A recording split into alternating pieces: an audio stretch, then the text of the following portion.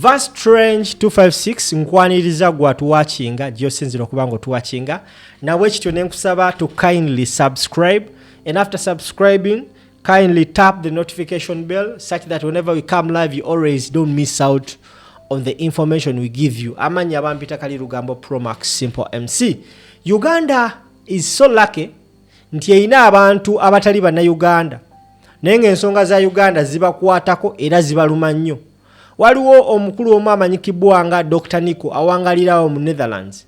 Dr. Nicco yavuddeyo ne yegwako ne Muhammad Nsereko ku live emu.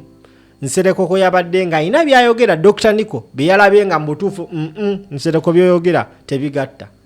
Dr. Nicco yatabukidde Nsereko. I strongly believe Ugandans abananchuka ono omusajja kisai time tumuwe ebimuli bye. He's not a Ugandan. Naye tasobola kuyita ku live n'asanga omuntu ng'alimba banna Uganda n'asirika. Kati njagala ulize Dr. Nicco kye yakoze Nsereko. But of course don't forget to subscribe and tap the notification bell. Let's come back. Local governance policies, whether it's policies on healthcare, whether it's about transport, whether it's about Israel. So do it the same way. Stand and acquire power in your own country and influence the decisions in Uganda. Well, first of all, Honorable, I will choose the things I fight for. Chairman Lubega, I really appreciated that the Honorable was talking about the fact that white people need to take a step back, because I agree with him, right? Africa is suffering under neo-colonialism. The thing is that your master, Museveni, is a puppet. No, you colonizers. Whatever you're doing by your actions now, you're exposing your neo-colonialism. You think you have the moral rights to stand in another country. Honorable. No, I don't mind the comments, because very many of those my are African Ugandans. people, I can ask how many Ugandans agree with me to type and I'm telling you, Honorable, the Ugandans, if I would run against you these in are Kampala, Ugandans. I would The Ugandans, defeat you. just a second, the Ugandans that agree with me that the arrogance of Dr. Nicco and the white supremacists to think they can influence policy in Africa is long gone. Type the word yes. There are very many. Why do you think everyone here is supportive of you? There are those that agree with you. There are those that agree with me. And your arrogance to think that you said you can come and stand in Kampala. Please, you're welcome. Yes, please, how many votes did your party have in the elections? No, you see, that's not the issue, my brother. That's not the issue. The votes that my party had is not the chest thumping for you. And that is why you're justifying the sovereignty, the Protection of Sovereignty Act. Because of your arrogance, you think you can come and impose on Ugandans what you wish for. Ugandans, we have a reservation. For example, let us go back to the Dr. discussion. Nicco, we have a reservation about gay people in Uganda. You do not have that, but we respect you. Do not tell us how we will run our nation. You have all the chance. You mean Museveni and his family? We are Ugandans. Group. No, the arrogance. Are colonizing it Uganda, is fine, but the arrogance for you to think that it's the same way of colonialism, our power, where a white man will come and just state something and tell us what to do, I can tell you is wrong. Over my brain, not in my brain. Please. One last question from Dr. Nicco to and tell Honorable Mohammed Nsereko throwing bombs before I bring in Israel and committing genocide, whatever they are committing, and even racially segregating African and black people. Do you know what you did in Suriname? I'm telling you your own history. No, this man is a let us come back to the basis of Uganda. Abazungu bano bwe muntu abagambe bajja kulowooza nti buli muddugavu ayina low IQ. Do you know what you did in Suriname? Do you know how many people you guys from the Dutch East India Company and West India Company did to humiliate, annihilate, steal, use them in slavery? Do you know the ships and the shipping industry that built your country was based on the blood of the slaves? I agree. Honorable Nsereko, let us come back to the discussion. Well, so he has no right. What are you saying? Dr. Nicco, let us discuss Uganda. Let us discuss you. I will discuss his country as well if he discusses mine. Why do you think he has the moral right to discuss my country and I cannot discuss his? You think we are beggars from his country? Yeah, we can discuss my country. I agree with most what Honorable is saying. But the nice thing, Honorable, do you agree that the wealth you talk about in your country was done by slaves who are moved from Africa and others? All the money that you perpetrated in the 1800s, the shipbuilding industry that you used to thrive up to date, were from the slaves in Suriname? Why don't you change this? Why did your country not vote in the recent General Assembly in the UN that slavery was the most heinous crime that was committed when your country was the transport of all slaves? I agree, Honorable. So it's because of the Israeli lobby. Before you think about Uganda, try to change your country. But Honorable, you're trying to create a false one more sense of conflict. I'm not. We agree on this. I'm not. You, in your country, which party do you belong to? So I have voted you belong for to the a party in my anti-racism country. party. In your country, what party do you belong to? So I have voted for the anti-racism party. What party? What is the name of your party? You're a leader in a party in Uganda where you're not a citizen. In your country, are you a leader of any political party? No. Why? You're much more interested in Uganda than your country. Yes, I find Uganda very interesting, Honorable. I find that silly. Yeah, and I don't think any sensible Ugandan will fall for that. You know, I find Uganda so interesting that you find Uganda your heart in a country. No. Let me tell you, we will never again. For us that went But through. Honorable, are you aware that I have a Ugandan baby? So I think I have the right to say something about Uganda. Listen, you have a Ugandan baby, you have the right, absolutely. No one says you don't have the right. But I'm telling you that Ugandan baby is still Dutch as well. Do you understand that? Yes. So just as a second, don't you think that it's also important that you protect that Ugandan baby's rights in the Dutch land? Honorable Nsereko and Dr. Nicco, now a moment, please. The discussion has gone wild. He went now high. Listen to me. If he wants to go that Dr. way, Nicco, Dr. Nicco has a Ugandan baby, and this is where we come back to the sovereignty protection bill. Yes. Where I want to ask you, Honorable Nsereko, are the kids born outside Uganda losing their citizenship according to the sovereignty bill? Okay, let me teach you. The sovereignty bill. Will they be able to register for citizenship? Let me make this clear for you, Dias. The sovereignty bill does not talk about citizenship of people. The Citizenship and Immigration Control Act talks about how you become a citizen under the Constitution of Uganda. You can become a citizen of Uganda by descent when one of your parents, even if he gives birth to you outside Uganda, is a citizen of Uganda. That you clearly understand. If one of your parents is a citizen of Uganda, you become a citizen of Uganda by descent. Therefore, how do you perfect your citizenship? Does Uganda now accept dual citizenship or dual nationality? The answer is yes. So, in the case of the child of Dr. Nicco, they would have to apply for becoming a Ugandan citizen by descent. So, they will be accepted. That is a given. It is a command of the Constitution. So, if that child is from a Ugandan citizen, the protection of sovereignty talks much more about funding, not about citizenship, because you're talking about companies. And Honorable Nsereko, I have a question for you. Dr. Because to acquire that citizenship, I have to go to the Ugandan embassy in Brussels. But you may have heard that I have been beaten by the assistant of Miriam Blaak, the ambassador, and the ambassador hates me. So I have a bit of a problem of requesting citizenship for my child. What happened to you?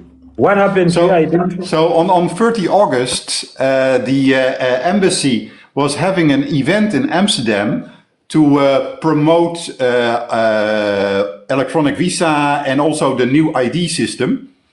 And I was there and I was live, and then Titus Ruga grabbed first the camera from my hand, and then later he came back to beat me like this. And then in Luganda, so Titus Ruga is not very intelligent because he stole my camera, but he forgot to end the TikTok live. And then on that TikTok live, he threatened to stab me with a knife. So those people have to give the nationality to my child. Sorry about what happened, but if that's what happened, the way you're narrating it, it's not right. But I can also say we need to hear from their side, because if you stepped into the embassy of Uganda, it's the sovereign land of Uganda on your side. It was in a park. And Ambassador Miriam Blaak has promised an investigation, and that was 9 months ago. And that investigation, of course, like any Ugandan investigation, never yielded results. You had gone to claim for your child citizenship of Uganda, right? Not yet. No, not yet. I was just there meeting friends. Meeting friends at the embassy? No, the embassy came to Netherlands in a park. They had built a tent. And in that tent, they were helping Ugandans with all kind of things, and tourists that wanted to go to Uganda. So it was like a barbecue kind of event. Okay, that was your social gathering. I think the laws of the land should take precedence. Yes, and because Titus Ruga is a diplomat, he claimed diplomatic impunity. Right, and so now we get to another subject, that the Ugandan ambassadors wherever in the world are enormously corrupt. They steal money and they even beat. No. Let's go one by one before you start on that. You say he claimed diplomatic immunity.